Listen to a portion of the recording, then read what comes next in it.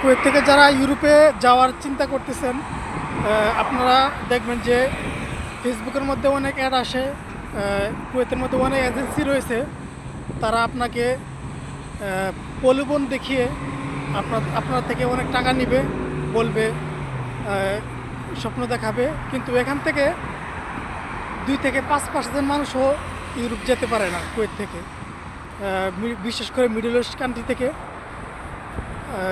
এখান থেকে যাওয়ার প্রসেসটা খুবই লং এবং অনেক কাগজপত্র লাগে কোম্পানি থেকে, এনওসি লেটার অর্থাৎ নো অবজেকশন লেটার, এবং টাইম মতো পাসপোর্ট পাওয়া, এবং অনেকে পারমিট পাওয়ার পরেও দেখা যায় আপনার ভিসা হয় না। তো খুবই কম, জিনিসগুলো মাথায় রাখবেন। কারণ অর্থ হাত থেকে চলে গেলে এটা আর ফিরে আসে না। একবার ধরা খেলে এটা